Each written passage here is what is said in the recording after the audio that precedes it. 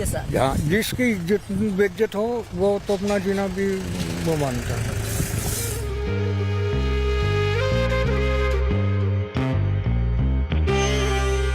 Begin with an old political cliche. The road to Delhi comes in from the state of Uttar Pradesh with its mammoth 80 Lok Sabha seats. The first phase of polling, the 19th of April. It is the region of western Uttar Pradesh that is going to vote on the 19th of April.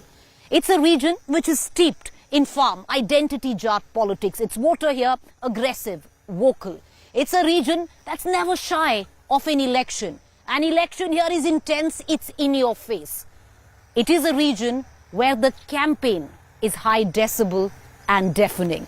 We begin with the seat of Muzaffarnagar, the dress rehearsals of which had happened in 2022 state elections, but it didn't quite augur well for the Bharatiya Janata Party, only with the 6 Vidhan Sabha seats where Muzaffarnagar is concerned. This time around, things are seemingly different. Or are they? Alliances have come together, alliances have been broken, alliances have been brokered again.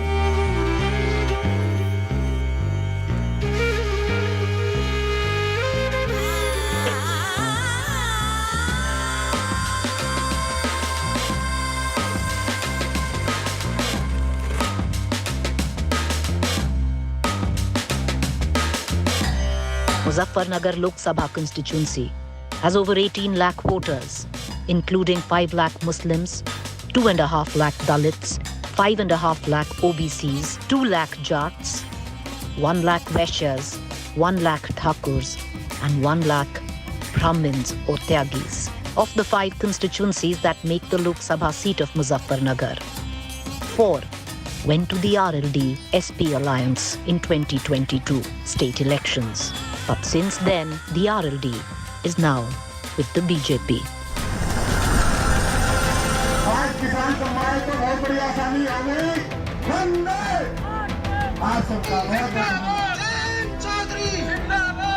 Politics makes strange bedfellows. 2019, Sanjeev Balyan defeated Chaudhry Ajit Singh from Muzaffarnagar by just a little over 5,000 votes. The RLD alleged the election was rigged by the BJP. A bitter rivalry born out of Western UP's farm chat politics is now witnessing a strategic thaw.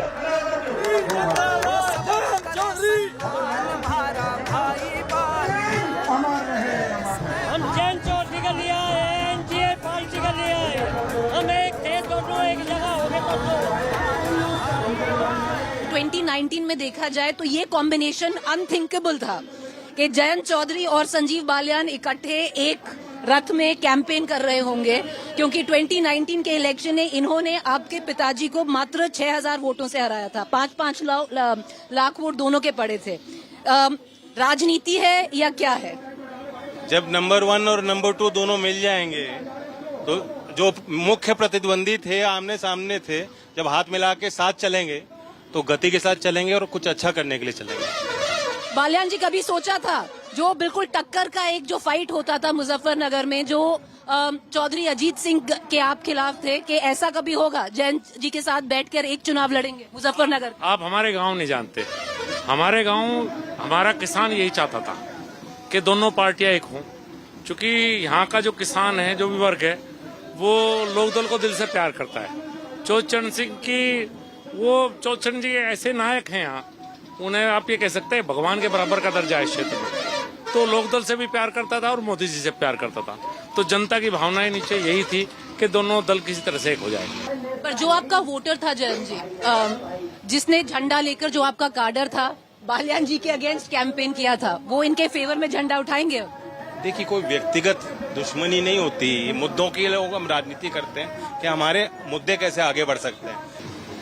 Sapa एक सवाल बार बार कह रही है कि फर्क नहीं पड़ता, जो आरएलडी जयंत चौधरी जी के वोटर हैं वो पहले ही भाजपा को वोट दे रहे हैं। तो अच्छा है, तो फिर हमारे वोटर और उनके वोटर को फर्क ही नहीं है, फिर तो और मजबूती के साथ हम लोग एक हो गए।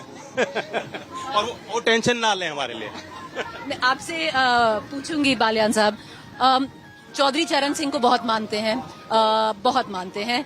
चौधरी चरण सिंह का जो लेगेसी मान लीजिए, एक ये भी थी कि सारा समाज को इकट्ठे लेके चलना है। जब भी चौधरी चरण सिंह एक स्टेज पे होते थे, जयंत जी ने आज फिर बोला कि हर समाज का हर व्यक्ति उस स्टेज पर होता था, वो मुसलमान भी था। अब परसेप्शन वाइज कहा जाता है कि मुसलमान थोड़ा बीजेपी के साथ नहीं चलता। आरएलडी क्या वो वोट ला पाएगी या वो वोट छिट जाएगा आरएलडी से? राष्ट्रीय लोकदल के आने के बाद ये एक परिवर्तन हुआ है। काफी बड़ी संख्या में मुस्लिम राष्ट्रीय लोकदल से जुड़े हुए थे और लगाव भी करते थे इस पार्टी का। तो मुझे इस बार पहली बार ऐसा लग रहा है कि पश्चिम उत्तर प्रदेश में बड़ी संख्या में मुस्लिम वोट गठबंधन के उम्मीदवार को मिलेगा। मेरे यहाँ तो मुझे मिल रहे हैं, बाहर का मुझे इतना आइडिया नहीं है, लेकिन इस बार मुजफ्फरनगर लोकसभा है, काफी बड़ी संख्या में मुस्लिम वोट। आप मुस्लिम गांव में जाकर पूछिए, बड़ी संख्या में मुस्लिम गठबंधन को वोट देगा इस बार।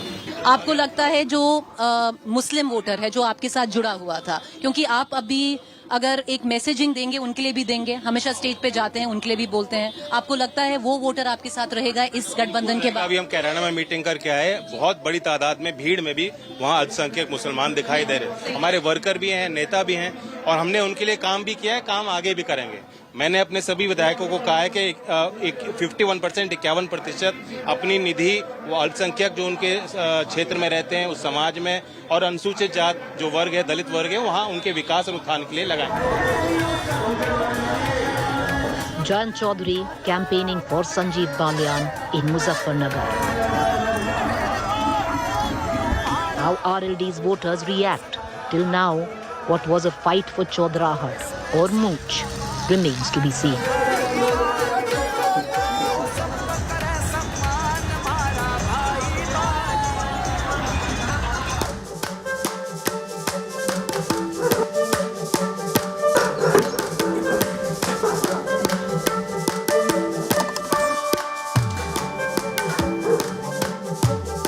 राम राम जी। अच्छा ये बताओ, पहले ये बताओ कि 2019 में किसको वोट दिए थे? हमने तो नलके को दी थी। नलके को दी थी? हाँ, नलके को। देने का नलका चपर गया। अब नलका नहीं देंगे? नहीं, नलके को ही देते, बिल्कुल भी नहीं देते। गद्दार निकल गया। गद्दारी कर गया? क्या गद्दार किया? जब बीजेपी में जा लिया वो तो गलत करा ना, लोग दल से निकल के जा लिया।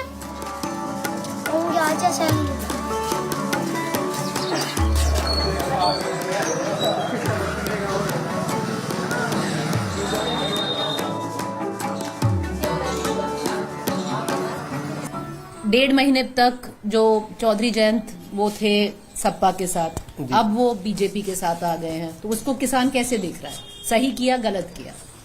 बजी जैसे उन्हें ठीक लगा, सबके अपने विचार हैं, वो पॉलिटिकल लोग हैं।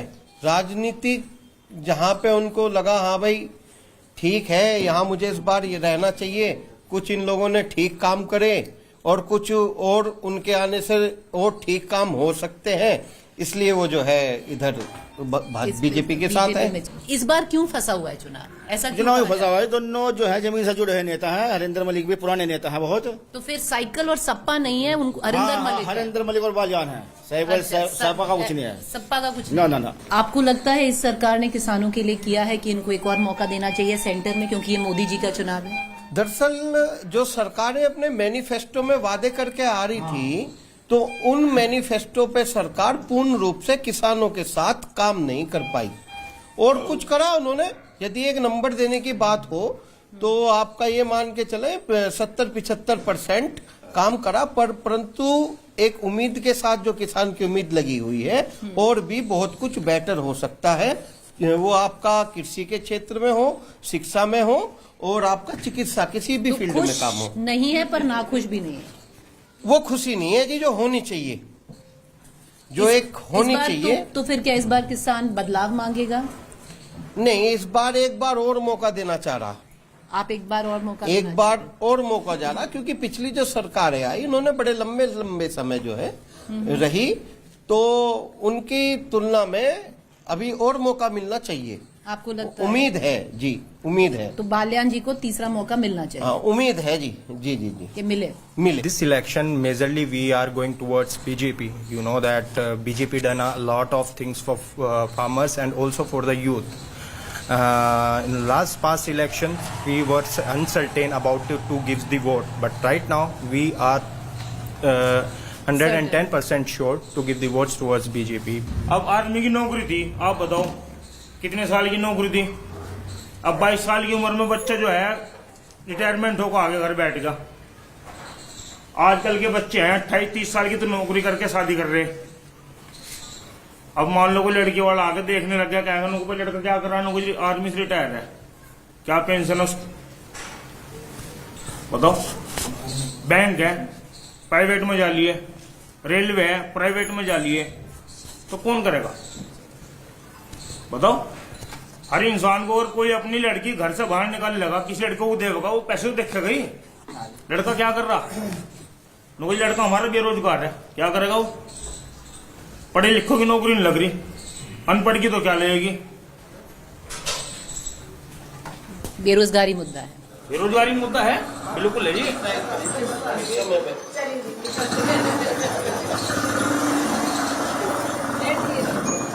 ये चुनाव जैन जी का चुनाव नहीं है, ये चुनाव मोदी जी का चुनाव है।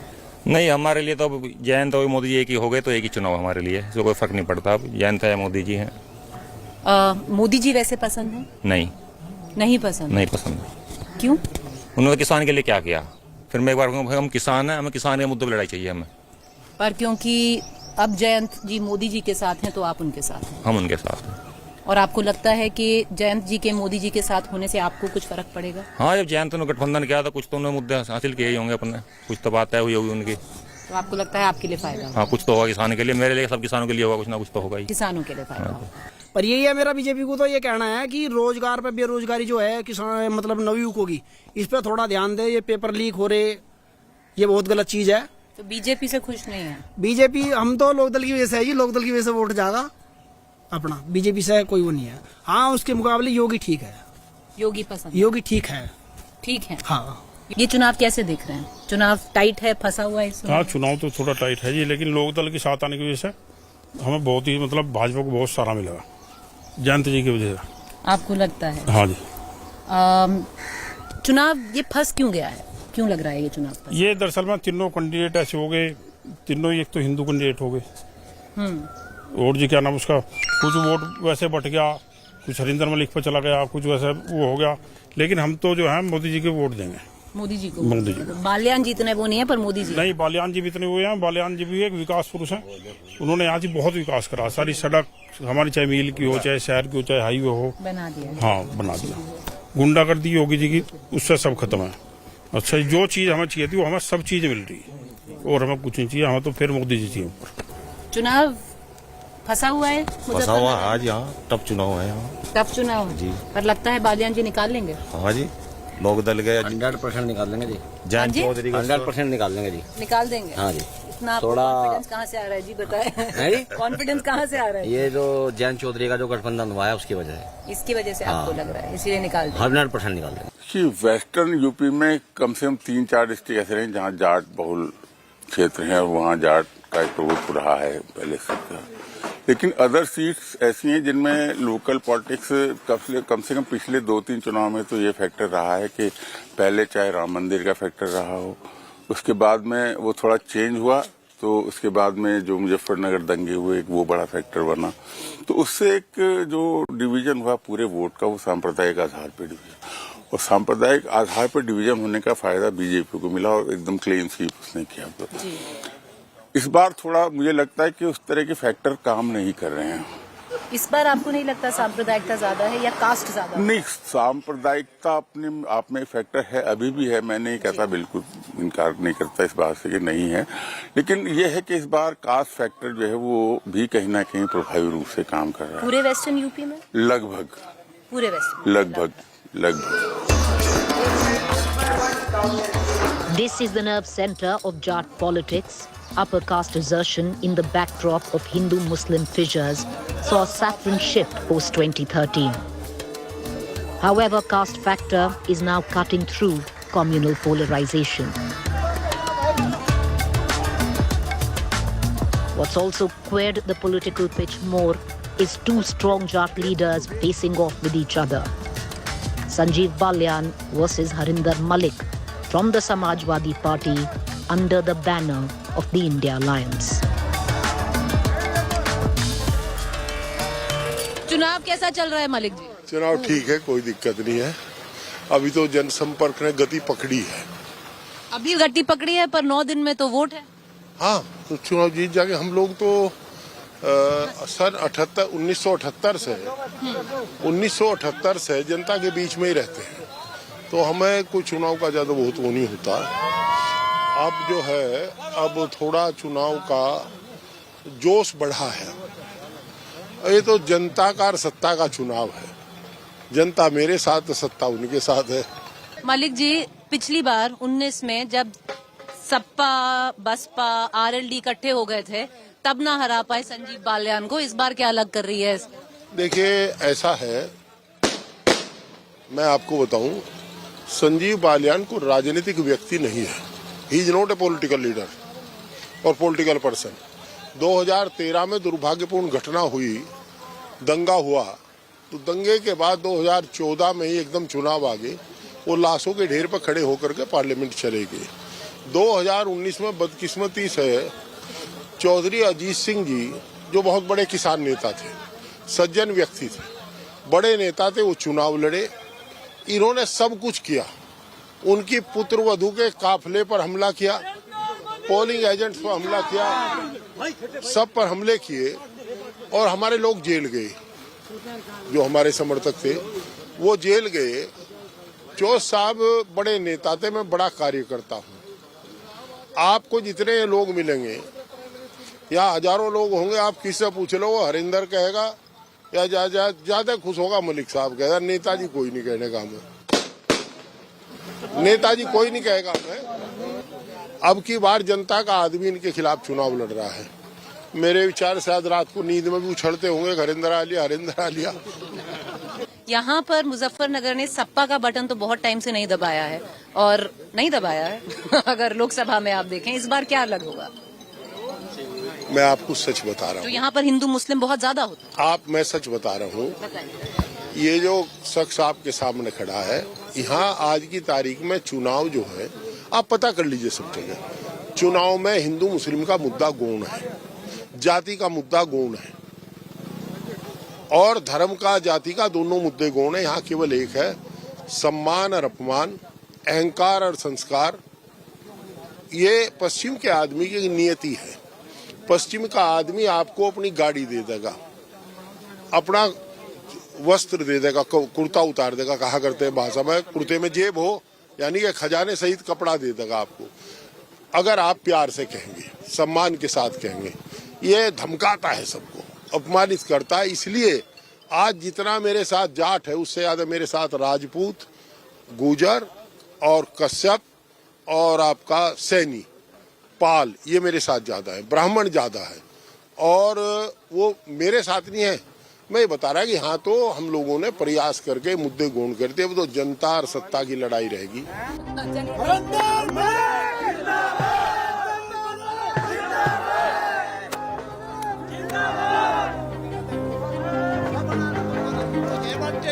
अपने खाते दे दो।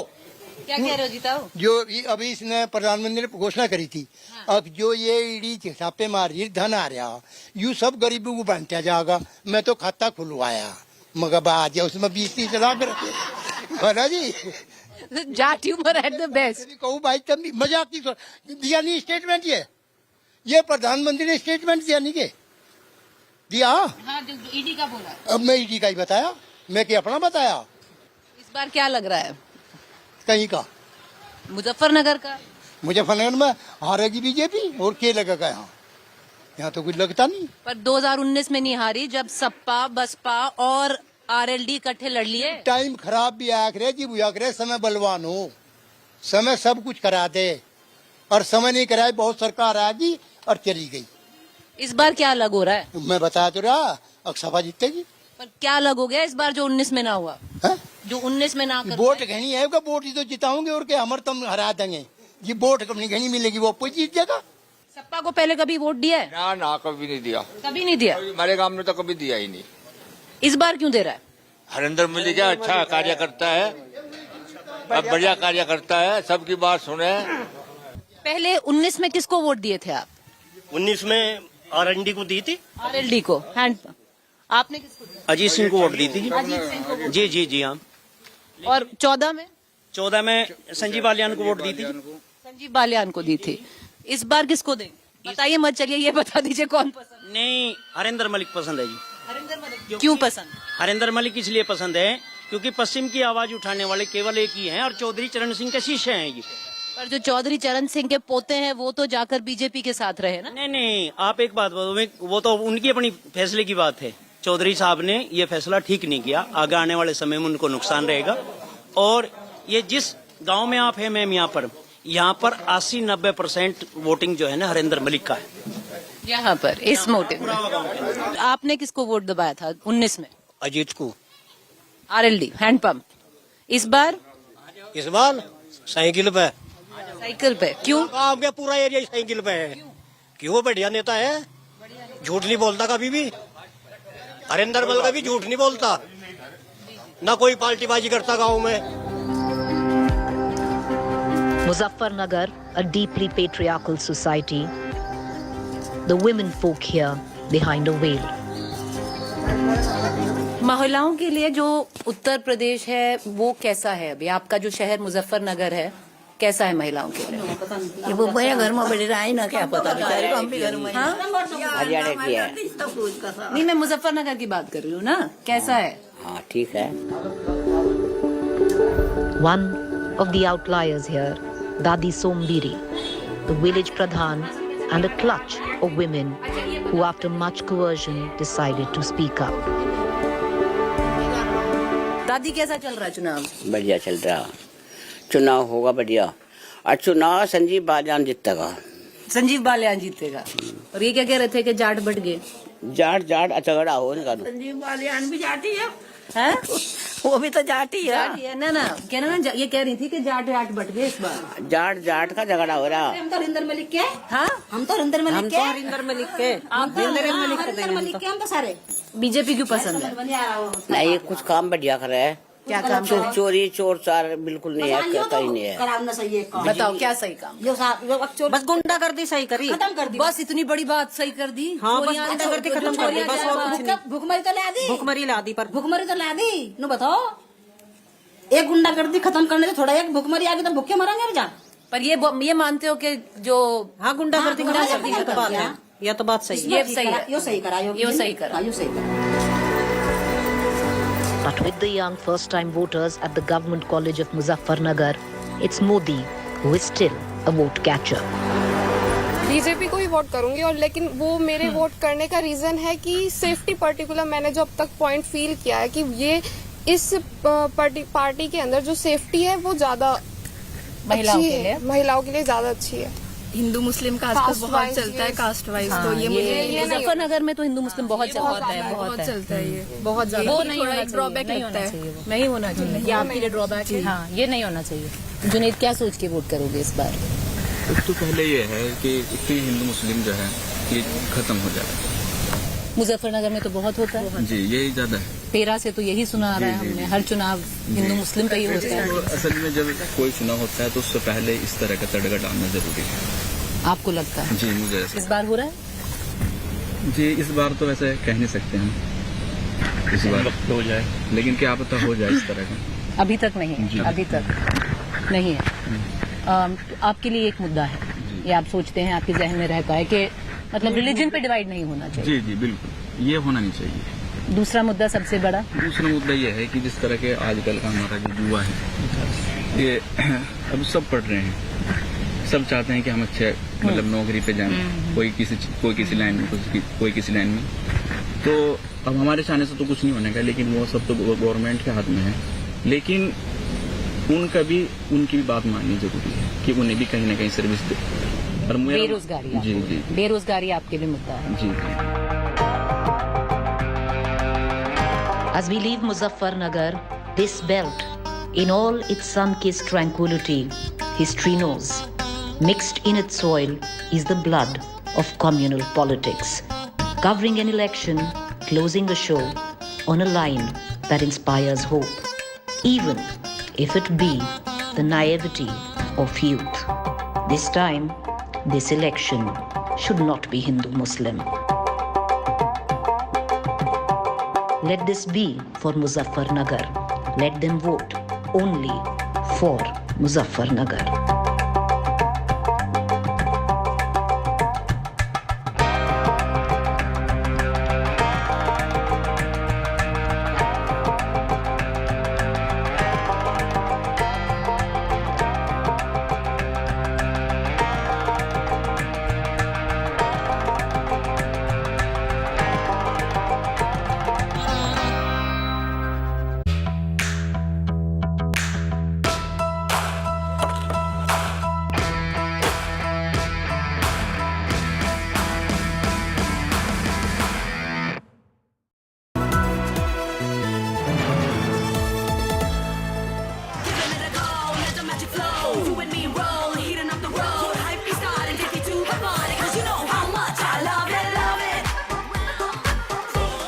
Intelligence meets art. Motorola H50 Pro. Hello, Moto. India cools down in 10 seconds with Hexa Inverter, heavy-duty air conditioner. Higher, more creation, more possibilities. An unparalleled election coverage with the team that wins every election. From unmatched on-ground reporting to real-time poll updates. Stay tuned to the Maximum channel for the maximum coverage. Platinum Partner. Signature Finest Silver Elaichi, a premium product from Dilbag. Mankind Pharma, serving life. Intelligence meets art with the all-new Motorola Edge 50 Pro. Higher heavy-duty air conditioners. Gold Partner, Dulux. Sir, आप इतने colourful हो, but how can colorful be powerful? Follow me. बारिश का pressure बढ़ेगा, पर इसको कोई फर्क नहीं पड़ेगा. Dulux Weather Shield Power Flex. इसका हर रंग लड़े धूप, धूल और बारिश से. It's colorful. It's powerful. Cosa bonita, jugar divertido, sonido inmersivo, conectados. Higher, more creation, more possibilities. Sir, आप इतने कलरफुल हो, but how can colorful be powerful? Follow me. धूल हो या मिट्टी, इससे नहीं जीत पाएगी. Dulux Weather Shield Power Flex. इसका हर रंग लड़े धूप, धूल और बारिश से. It's colorful. It's powerful. Dulux Weather Shield Power Flex. इसका हर रंग लड़े धूप, धूल और बारिश से. It's colorful. It's powerful. In India's democracy, every corner holds a story. Rajdeep Sardesai dives into the action, capturing the campaign trail's essence. My three-time MP. Preeti Choudhry uncovers people's untold tales, struggles, triumphs and hopes. अभी तक checkup कराए हैं? Rahul Kanwal, beyond statistics, gathers real insights, delivering real-time analysis. Together, they fuel India Today Television's triple engine, driving reality with passion, offering unmatched on-ground coverage.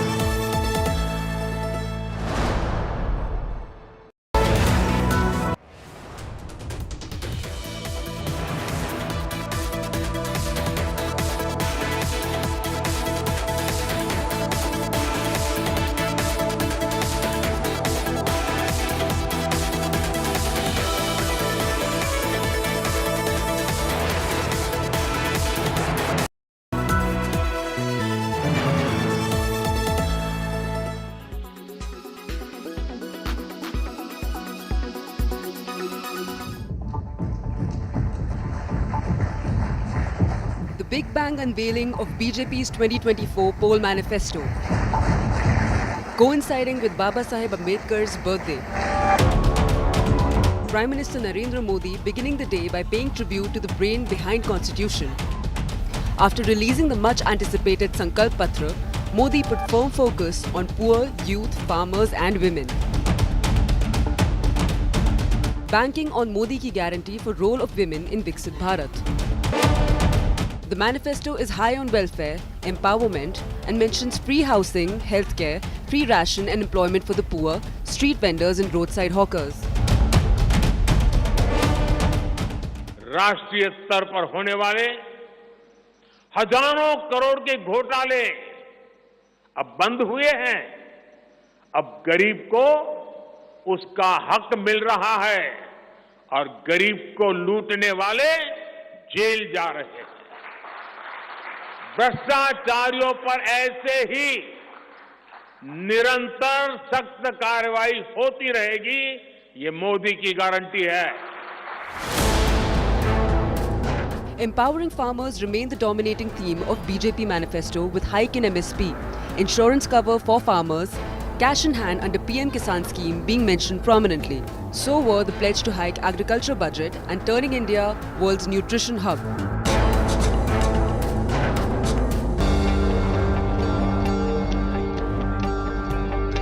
Bullet trains, landing an Indian on the moon and hosting the Olympics in Bharat were the aspirational Bharat pledge by BJP.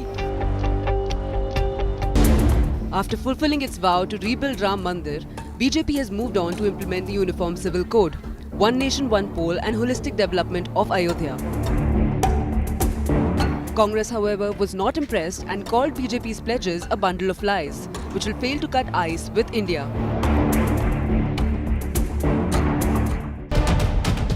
Modi signed off with a massive pledge to fight corruption, which loots the poor and middle class dry, asserting that the war on scams will remain a big war cry for BJP in these polls.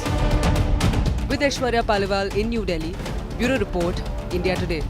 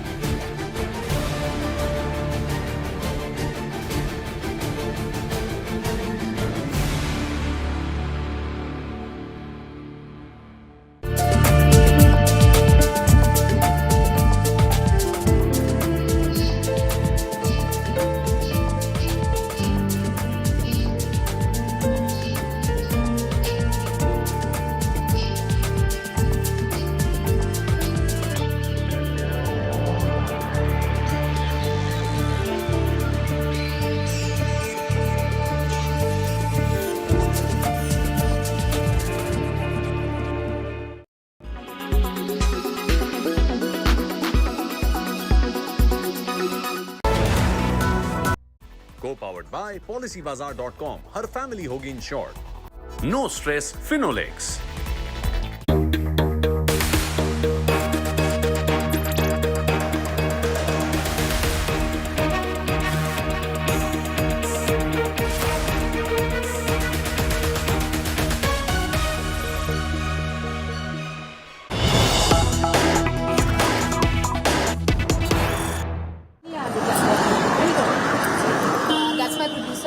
These are Hitesh. Hello, sir.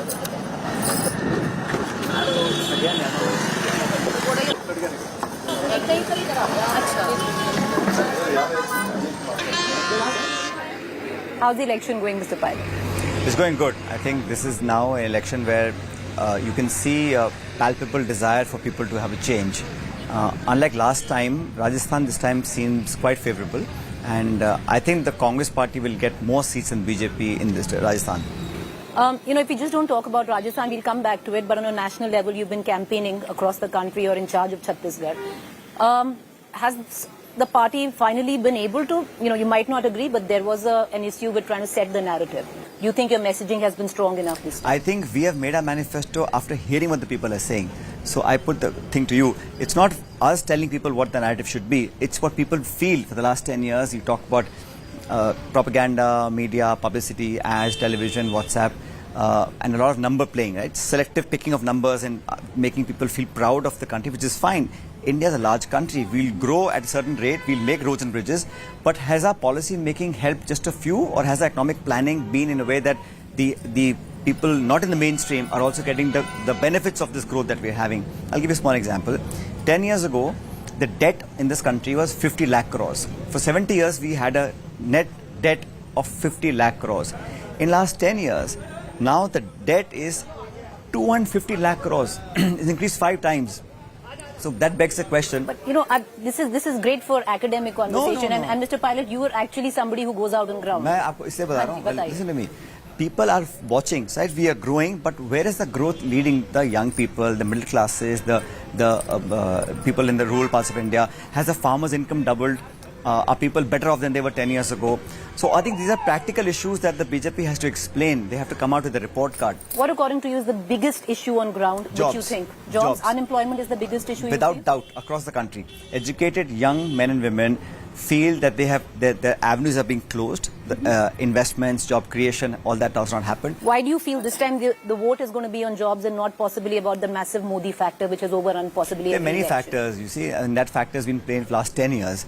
Ultimately, every factor has a shelf life. So you can talk about it. Of course, you have the state machinery, you have a lot of resources, and you can deploy all the might that you have to influence the voters. It's a large country, and I think the fact that BJP wants to repeat itself and do better is a fallacy, because on the ground there is a pushback to that propaganda. There's a pushback of a reality check. And I tell you, the farmers of this country, the young people of this country are now feeling that this time has come for a change. Mr. Pilot, the fact is, I've heard you say it many times over in elections, in interviews, where you've constantly said that India is going to surprise, Congress is going to surprise. What is that surprise? Is it 52 to what, 100? What are you looking at? Where is the Congress going to be? What you anyway quote can't be a surprise, no? It has to be something that you can't say and think. Will you tell us? I think that June 4th we'll have a result where the India Alliance partnership will have enough numbers to be able to form a government. And I say this because many states where the BJP had done well in the last elections, you can't do better than that. So what goes up must come down. They will have to make space for the opposition, even though unwillingly. So many states where there's a bipolar contest between Congress and BJP, there the Congress's strike rate will get better. And that will help the India Alliance numbers also get better. Have you been able to localize it in the sense to get into a seat-by-seat contest? Because that would give you an advantage. Or do you think ultimately on ground, there's only one vote and that's Modi's vote? ऐसा नहीं है. I think we've done a lot in terms of uniting the opposition forces, the opposition parties, and ideally it would have been best 1:1. We haven't got full success in what you're saying, but I think a partial and a reasonable success we've achieved by having the alliance partners fight together. In some states, of course, there is a bit of a give and take, but generally speaking, the opposition has come together, put aside our differences and moved forward. What's the best number that you're giving the Congress? What is the surprise that the Congress can spring? I keep saying to you, wherever there's a Congress-BJP head-to-head contest, we did not do well at all last time. This time, in many of the northern states, the so-called Hindi heartland states, in northern and western parts of India, where BJP and Congress have a 1-to-1 election, there the Congress party will do better, much better. Will you touch 100? I'm saying we will get enough numbers to be able to cross the halfway mark, and India Alliance partnership and all of our friends together will be able to form the government. You don't want to comment whether the Congress will cross 100? Why can't we do more than that? This is what Sachin Pilot's guarantee. it's an era of guarantees. People use the word guarantee so loosely. Exactly. I'm glad you said that. I'm glad you said that, because the word guarantee was used by Congress party in Himachal Pradesh for the first time. Of course, then the BJP, like everything else, is trying to hijack. But अब तो मोदी की guarantee, उनका manifesto is Modi की guarantee. अरे सब guarantee करते रहते हैं. Ultimately, it's the vote that matters. So Chhattisgarh will do better than the BJP, and I think the election itself. Even though they're trying to take it into other issues of CAA, UCC and Mandir and Masjid, people want to talk about real issues. I think intelligent voter is one that considers both parties' arguments on the basis of the content of their saying, and can the voter's life be better? Can we not just live on promises and hype? Can we actually see on-ground development and not just things that happen irrespective of change of government? But a new government has to have a vision, has to have a calibrated approach towards how they can put most of India into the mainstream, and people on the fringes, they need the support of the government, and we have not been able to do that. I think, like I keep saying, the gap between rich and poor has increased so much that it's a worrisome issue for all of us. If this election gets polarized, you're coming at the back of what has been a massive Ram Mandir wave. Whether it's peaked, not peaked, it's for the voters to decide. But if this election gets polarized, you do know that the India Alliance is a done deal. There are limits to which one can try and polarize. What works on a given day doesn't work on every day.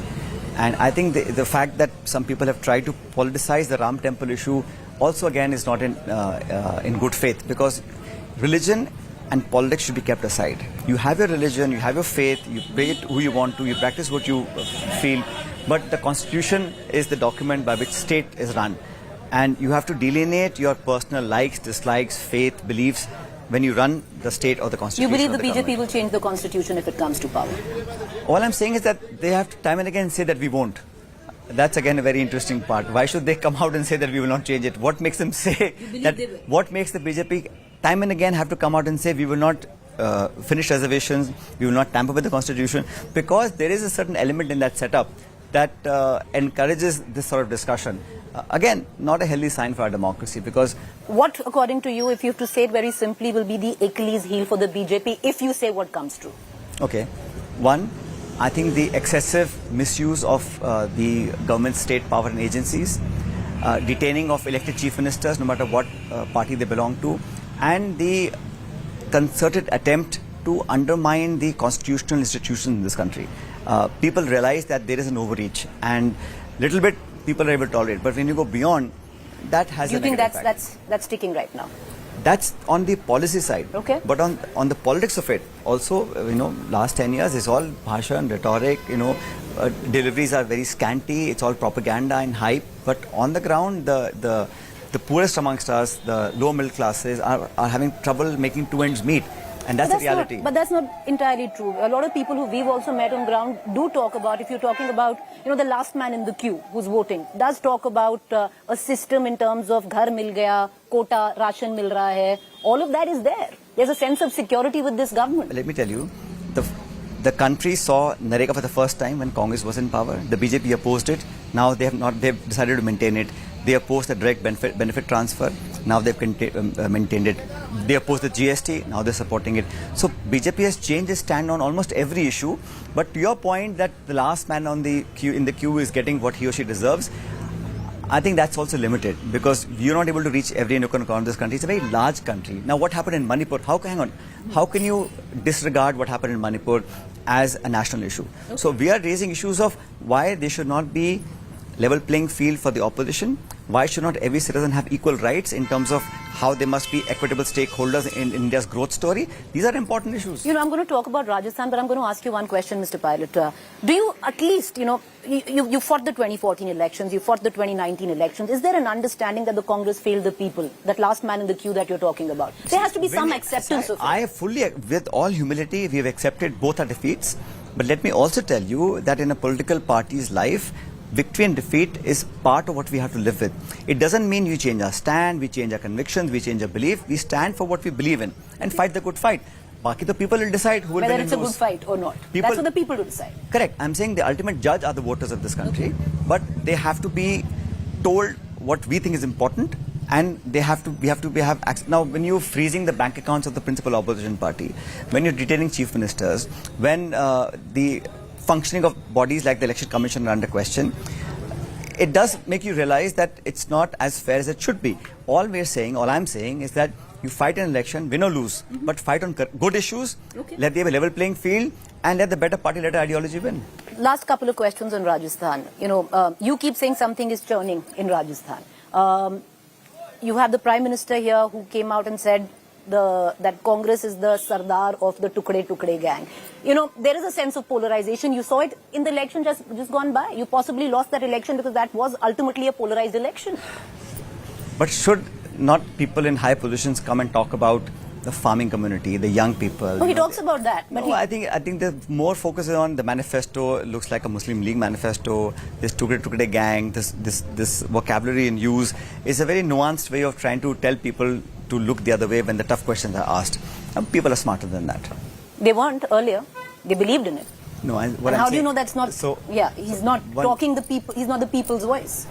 Well, everyone can claim to be people's voice, but winning an election is, like I said, is part of the decision that the people of India take, and I fully respect that decision. But we are within our rights and our duty to fight and to contest elections on what we believe are important issues. A lot of people from your party in Rajasthan have gone and joined the BJP. Will that harm you? Many people have joined the Congress party. So, ye elections se pehle, this give and take always happens. I think there's not much to be read into that. Parties fight elections, not individuals. So, some people have joined BJP, some have jumped from BJP to the Congress. Depends on individuals, circumstances, pressures, allurements, I don't know. Many are saying there's a fair amount of infighting where the Congress is going on still. You have, you've supported the BAP in Baswada, your own candidate who's refusing to sit down? Yeah, that's unfortunate because we decided to have an alliance with 3 political parties in Rajasthan, and in one seat our official candidate has refused to withdraw. That's unfortunate. It shouldn't have happened. But I think people will still go by what the party decides, not one individual. But these things happen in politics. In 2018 in state elections, you managed a possible social engineering of sorts, where you got the Meenas, the Gujars and the Jats to come together. Historically, that wasn't really the context in the state. But that was a state election. That didn't quite boil down to the 23 elections. You're trying to do it this time. Do you think it'll work? That was a foundation. Now we're building on it. Because these social coalitions... तेईस में हुआ ना, because we lost this election by 1.5% difference of vote between BJP and Congress. And last time when we used to lose, we used to get 20 seats, 50 seats. This time we got 71 seats. Okay. So we've done much better. And I think the social coalitions, the social alliances that you mentioned are very much in place. But that alone does not make you win a large election like the general elections. It has to be a national issue. It has to be narrative of the whole of India. And Rajasthan is part of India. We're a border state, but here people are very aware. The voters are very conscious of their choice.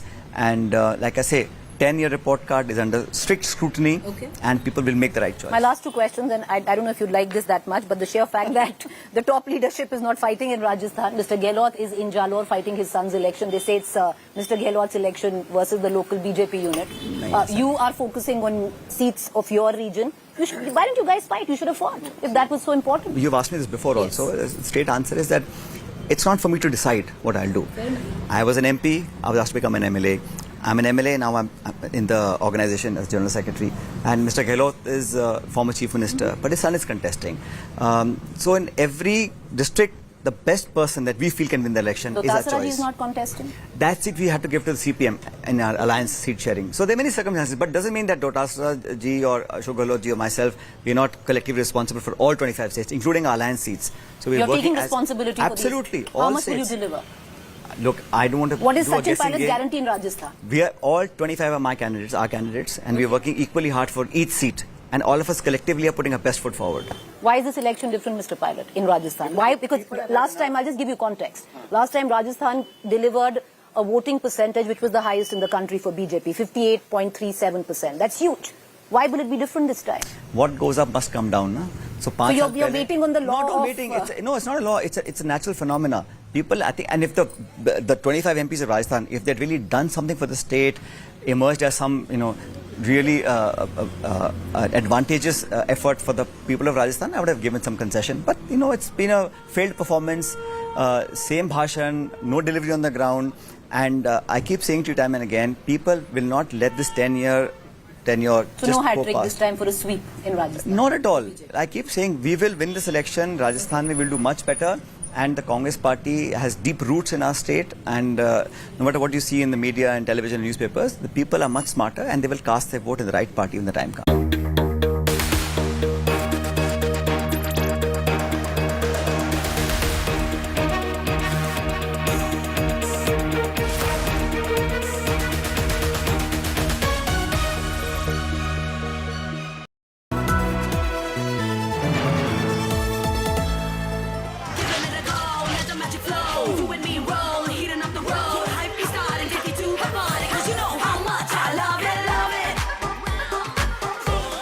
Intelligence meets art. Motorola H50 Pro. Hello, Moto. India cools down in 10 seconds with Hexa Inverter, heavy-duty air conditioner. Higher, more creation, more possibilities.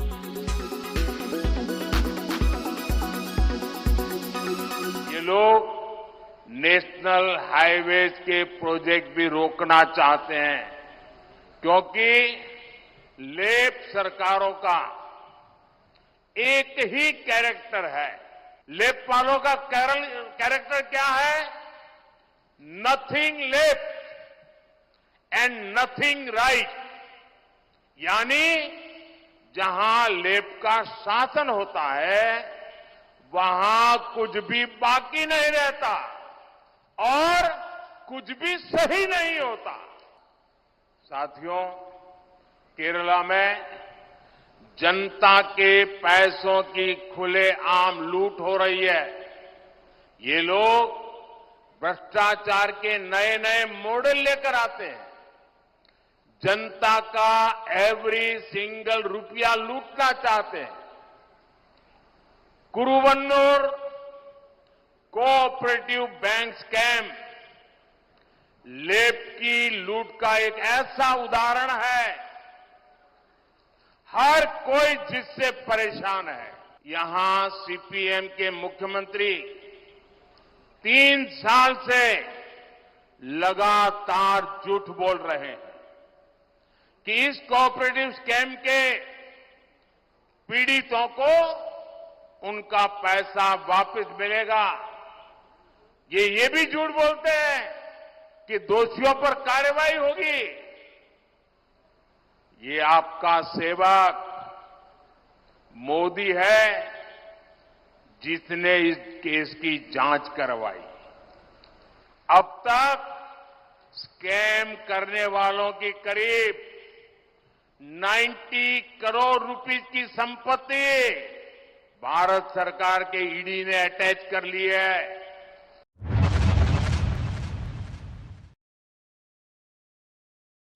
अगर आप गरीबी रेखा के नीचे हो, आपके bank account में हर साल 1 लाख रुपया, 8,500 रुपया महीने का खटाखट खटाखट खटाखट खटाखट आता रहेगा।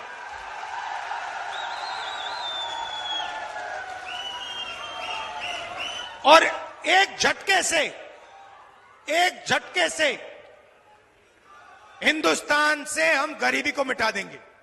कांग्रेस के शाहजादे ने घोषणा की और वो वीडियो भी देखने जैसा है। उन्होंने घोषणा की, एक झटके में देश की गरीबी हटा दूंगा। ऐसे लोगों पर कोई भरोसा करेगा क्या? अरे देश पूछ रहा है, आखिर ये शाही जादूगर इतने बरसों तक कहां छुपा था?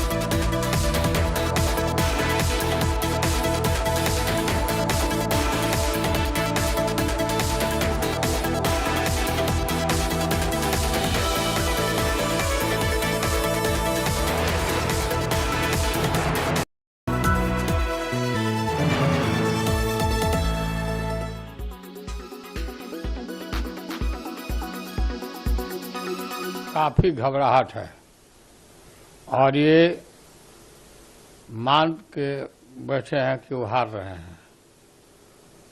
ये 400 की जो बात कर रहे हैं, ये घबराहट में कर रहे हैं बात, लोगों को डिमोरलाइज करने के लिए।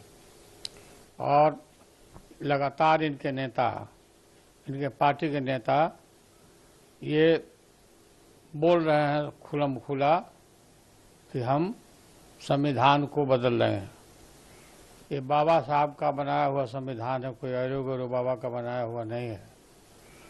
जो भी कोशिश करेगा संविधान को बदलने के लिए, देश की गरीब, पिछड़ी और दलित जनता आंख निकाल लेगी इनका। और खबरदार अगर इस तरह का जो साहस किया तो बाबा के बनाए हुए संविधान को बदलने की कोशिश, देश की जनता माफ नहीं करेगी, टॉलरेट नहीं करेगी। और ये घबराहट में बोल रहे हैं सीधा, ये देश में चाहते हैं ये अपना शासन लाना, तानाशाही लाना चाहते हैं। संविधान का बदलने का मतलब लोकतंत्र को बदलना, और लोकतंत्र को बदलने का मतलब है कि ये देश में जनतंत्र कायम करना नहीं चाहते, लोकतंत्र को खत्म करके और ये तानाशाही की तरफ जा रहे हैं। तो आप लोग को उम्मीद है कि मतलब 2029 में इतना बहुमत आएगा कि संविधान बदल दें? कोई उम्मीद नहीं लगी। ये बोल रहे हैं लगातार ये बोल रहे हैं कि संविधान बदल देंगे, हमको बहुमत आ रहा है, बहुमत दीजिए। बहुमत मांग रहे हैं लोगों को। लोग इसको पूर्व के समय में भी याद होगा इनको, बीजेपी को, नरेंद्र मोदी को, तो मोहन भागवत ने आरक्षण को समीक्षा करने की बात की थी और देश की जनता ने, दलितों ने इस बात को पूरा उनके इरादे को नस्ताबूद किया। वही हार इनका होने वाला है।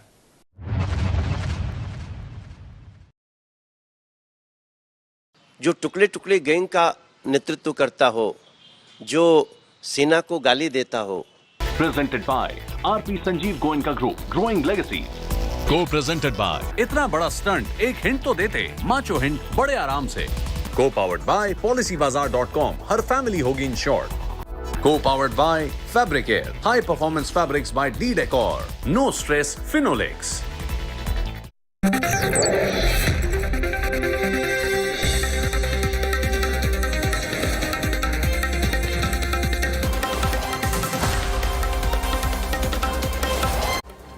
Hello and welcome. You're watching the News Track. I'm Rahul Kamal. On the News Track this evening, we'll dissect the Prime Minister's interview. What was asked, what was said, what wasn't asked, all that and more coming up on the News Track. डर तो पाप का होता है, ईमानदार को क्या डर होता है?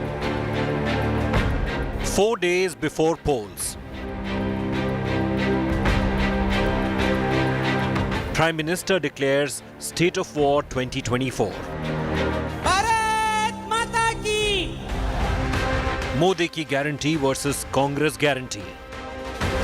जहां तक गारंटी का सवाल है, आज हमारे यहाँ दुर्भाग्य से शब्दों के प्रति जो कमिटमेंट होना चाहिए, वो एक प्रकार से लग रहा है कि तो चलते का नाम गाड़ी, कुछ भी बोल दो, कहीं पर भी बोल दो, कोई जिम्मेवारी नहीं। राम मंदिर टू सनातन धर्म। सवाल कांग्रेस को पूछना चाहिए कि तुम्हारी क्या मजबूरी है कि सनातन के खिलाफ इतना जहर उगलने वाले लोगों के साथ तुम क्यों बैठे हो भाई? क्या तुम्हारी राजनीति अधूरी रह जाएगी क्या? An ED to electoral bonds and EVMs. Electoral bond न होते तो किस व्यवस्था में ताकत है वो ढूंढ के निकालते कि पैसा कहां से आया और कहां गया। ये तो इलेक्टोरल बॉन्ड की सक्सेस स्टोरी है। Prime Minister's biggest attack on opposition. Big focus on News Track.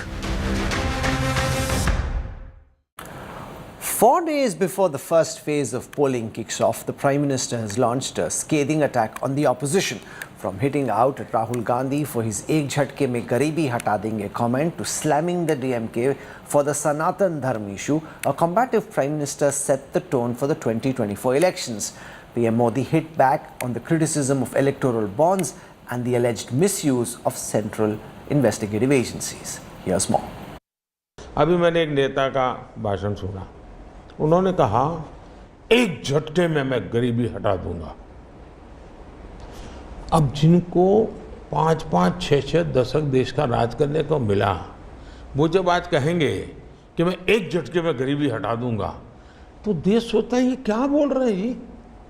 तो मुझे लगता है पॉलिटिकल लीडरशिप की क्वेश्चनेबल होती जा रही है। ऐसे में प्राण जाए और वचन न जाए, ये महान परंपरा से हम निकले हुए लोग हैं। मैं मानता हूं नेताओं ने ओनरशिप लेनी चाहिए, जिम्मेवारी लेनी चाहिए। मैं जो बोल रहा हूं मतलब मेरी जिम्मेवारी है, ये कोई करेगा ऐसा करेगा ऐसे नहीं चलता है। और उसमें से मैंने बल दिया है गारंटी का। मैं कमिटमेंट भी करता हूं और उसका मैं ओनरशिप ले रहा हूं। और जब ओनरशिप लेते हैं ना, तो देश को भरोसा होता है। 2024 का चुनाव तो देश के सामने एक अवसर है कि एक कांग्रेस सरकार का मॉडल और एक बीजेपी सरकार का मॉडल, उनका 5-6 दशक का काम मैं उनके लिए बहुत खुला मैदान छोड़ता हूं। 5-6 दशक का काम